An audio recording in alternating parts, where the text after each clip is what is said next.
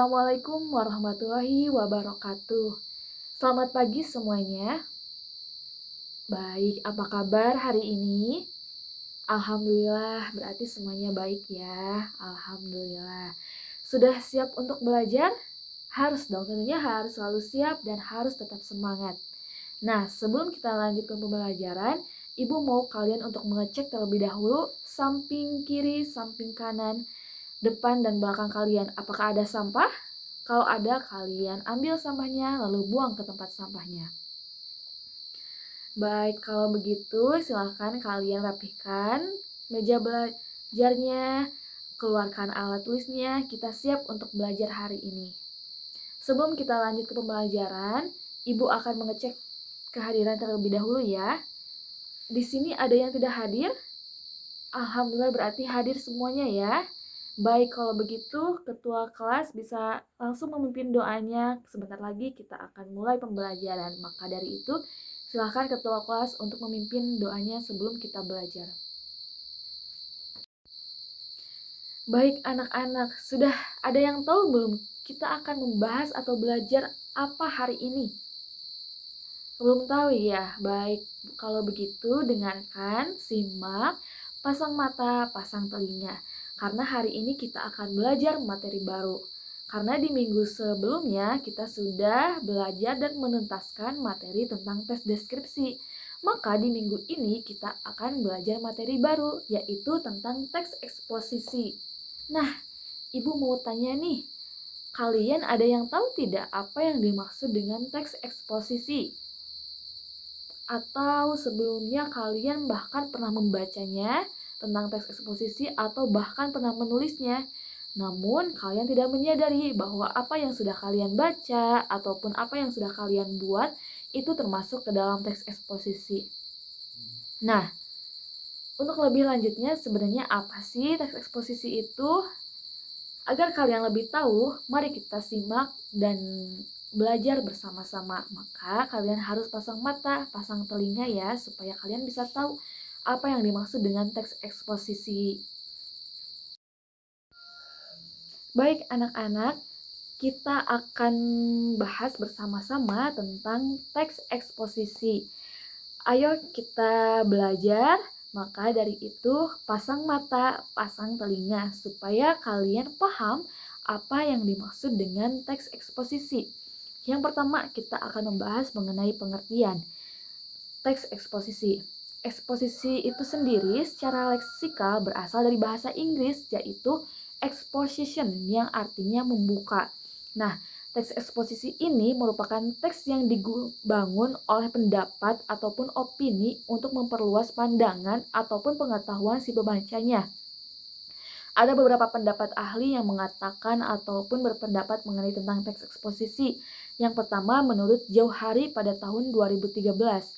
Beliau menyatakan bahwa teks eksposisi ini merupakan teks ya atau sebuah karangan yang bertujuan untuk memberitahukan, menerangkan, mengupas dan menguraikan sesuatu. Sedangkan menurut Suherli dan kawan-kawannya pada tahun 2017 menyatakan bahwa teks eksposisi ini bisa menjadi alat untuk menjelaskan bagaimana pertalian suatu objek dengan objek lain atau dapat digunakan oleh seseorang ataupun seorang penulis untuk menganalisis struktur atau situasi. Nah, menurut KBBI Daring, eksposisi itu sendiri merupakan uraian ataupun paparan yang bertujuan untuk menjelaskan maksud dan tujuan dari sebuah karangan ataupun dalam sebuah karangan. Jadi teks eksposisi ini adalah suatu jenis pengembangan paragraf yang isinya bertujuan untuk menjelaskan, menerangkan sesuatu kepada pembaca dengan gaya penulisan yang singkat, padat, dan jelas. Nah, anak-anak, dapat kita simpulkan dari beberapa pendapat ataupun uraian yang sudah Ibu kemukakan bahwa teks eksposisi ini adalah teks yang berisi tulisan ataupun penulisan dari pikiran seorang penulis yang memaparkan ataupun menjelaskan ataupun menerangkan suatu ide atau gagasan serta menguraikan sesuatu dengan informasi yang dapat disampaikan dengan jelas, lalu tentunya didukung oleh data dan fakta. Jadi kebenarannya bisa kita lihat karena ada data atau fakta pendukung. Jadi tidak semata-mata hanya opini penulisnya saja. Seperti itu. Dapat dipahami sampai sini? Kalau dapat dipahami, Ibu akan lanjut membahas mengenai tentang struktur teks eksposisi, kaidah kebahasaan teks eksposisi, jenis-jenis teks eksposisi. Maka dari itu kalian siapkan telinga mata dengan baik ya. Lalu kalian bisa mencatat hal-hal yang penting agar tidak lupa di kemudian hari. Baik, akan menjelaskan tentang struktur teks eksposisi. Nah, struktur teks eksposisi ini apa saja sih? Mari kita bahas bersama-sama. Yang pertama, struktur teks eksposisi itu ada tesis atau pernyataan pendapat. Nah, kalian ada yang tahu tidak apa yang dimaksud dengan tesis ataupun pernyataan pendapat? Nah, di dalam teks eksposisi ini, tesis ataupun pernyataan pendapat adalah bagian pembuka dalam teks eksposisi. Jadi posisinya berada di awal paragraf. Nah, itu termasuk ke dalam tesis ataupun pernyataan pendapat. Bagian tersebut berisi pendapat umum yang disampaikan oleh penulis terhadap permasalahan yang akan diangkat dalam teks eksposisi. Nah, pada bagian ini penulis harus memberitahu kepada pembaca tentang topik utama yang akan dibahas atau ditulis sehingga si pembaca paham bahwa ketika mereka awal membacanya mereka sudah tahu, oh ternyata ini sedang membahas masalah yang akan dibahas seperti ini, jadi sudah tahu ya di awalnya. Nah, tesis ini biasa ditemukan di paragraf pertama teks. Nah, di bagian ini pembaca juga bisa melihat mengapa penulis memberikan pendapat ini terhadap hal yang menjadi topiknya. Jadi, si pembaca bisa langsung tahu nih ketika mereka awal membacanya di paragraf pertama mereka sudah tahu masalah apa yang dibahas dan alasannya kenapa sih si penulis ini memilih ataupun mengambil sebuah permasalahan yang sudah diangkat. Jadi, sudah tahu ya alasannya seperti apa. Lalu, struktur yang kedua pada teks eksposisi adanya argumentasi. Argumentasi ini merupakan unsur penjelas untuk mendukung tesis yang disampaikan. Argumen dapat berupa alasan logis dan hasil temuan, seperti fakta-fakta, data-data, bahkan pernyataan para ahli. Nah, argumen yang baik harus mendukung pendapat yang disampaikan penulis ataupun pembicara. Argumen biasanya berisi pendapat untuk mendukung topik utama yang telah disampaikan sebelumnya. Jadi di argumen ini biasanya berisi sebuah pendapat-pendapat para ahli yang menguatkan argumen si penulis di paragraf pertama. Jadi bisa meyakinkan si pembaca bahwa masalah ini ataupun suatu teks ini memang benar adanya karena dibuktikan dengan fakta-fakta ataupun pendapat menurut para ahli. Yang ketiga, di struktur teks eksposisi ini adanya penegasan ulang. Penegasan ulang sendiri itu yaitu bagian yang bertujuan untuk menegaskan pendapat awal serta menambahkan rekomendasi dan saran terhadap permasalahan yang diangkat. Nah, bagian ini selalu diletakkan di paling akhir ataupun di akhir paragraf teks eksposisi. Nah, reiteration berisi penegasan kembali posisi dan pendapat penulis terhadap topik utama yang akan dibahas, yang mungkin sudah dibahas.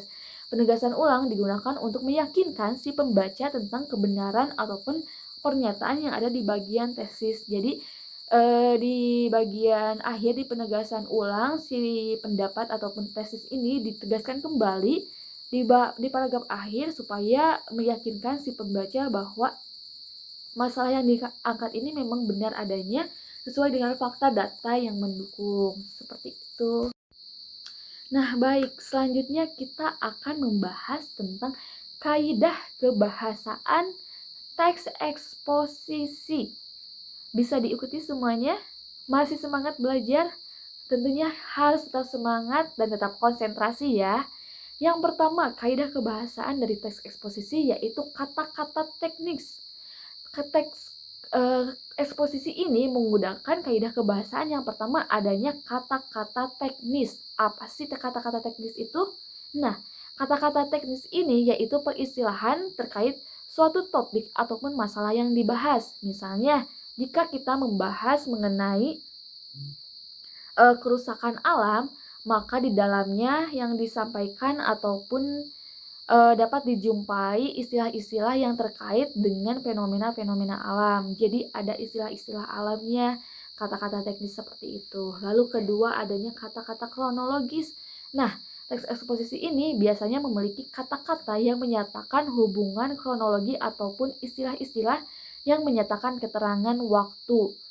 Kata-kata kronologis tersebut antara lain seperti misalnya akhirnya, sebelum itu, kemudian. Yang ketiga adanya kata kerja mental. Nah, teks eksposisi ini biasanya menggunakan kata kerja mental yang digunakan untuk menggambarkan perasaan ataupun pemikiran. Nah, penggunaan kata-kata seperti ini mengharuskan atau memperhatikan misalnya dalam contoh kalimat seperti ini, contoh kata seperti ini, memperhatikan, menggunakan, dan lain-lain sering ditemui dalam teks eksposisi. Nah, kaidah kebahasan teks eksposisi yang keempat yaitu adanya kata-kata persuasif. Nah, persuasif ini biasa digunakan dalam teks eksposisi. Biasanya menggunakan kata persuasif untuk mengajak ataupun memengaruhi lawan tuturnya. Kata yang biasa digunakan dalam membuat teks eksposisi ini seperti misalnya sebaiknya, diharapkan, perlu, hendaklah. Nah, kata-kata itu sering dijumpai dalam teks eksposisi. Nah, yang terakhir, dalam kaidah kebahasan teks eksposisi adanya kata denotatif. Nah, teks eksposisi ini juga biasanya memakai kata-kata denotatif untuk menjelaskan sesuatu agar lebih jelas. Nah, kata denotatif ini adalah kata yang belum mengalami perubahan maupun penambahan makna, seperti prediksi yang bermakna perkiraan. Jadi, tadi Ibu sudah bahas mengenai kaidah kebahasaan teks eksposisi, struktur-struktur teks eksposisi, ciri-ciri dari teks eksposisi, pengertian dari teks eksposisi. Nah, tentu tidak hanya sampai situ saja. Masih semangat belajarnya? Harus tetap semangat karena ada beberapa materi yang akan Ibu sampaikan hari ini akan dituntas semuanya, akan dibahas karena minggu depan kita akan mulai belajar cara membuat teks eksposisi. Jadi, jangan kalian sampai mengantuk, tetap pasang mata, pasang telinga untuk konsentrasi karena Ibu akan membahas yang terakhir yaitu ada materi tentang pola penyusun teks eksposisi. Semangat! Alhamdulillah pembelajaran hari ini sudah selesai. Materi yang Ibu sampaikan dari awal sampai akhir sudah dijelaskan. Semoga kalian dapat dimengerti dan bermanfaat tentunya. Untuk itu di pertemuan selanjutnya kita akan mulai belajar cara membuat teks eksposisi. Maka dari itu Ibu diharapkan kalian tidak hanya belajar di sini saja. Di rumah juga kalian harus membaca-baca kembali tulisan ataupun materi yang sudah kita bahas hari ini agar nanti di minggu depan kalian sudah paham bagaimana cara membuat teks eksposisi yang baik dan benar. Untuk itu silakan kalian beres-beres, masukkan ke dalam tas alat tulisnya, silakan rapihkan tempat duduknya, dan mari kita akhiri pembelajaran hari ini dengan ucapan hamdalah bersama-sama. Alhamdulillahirabbil alamin. Cukup sekian dari saya, mohon maaf atas segala kekurangan dan kesalahannya.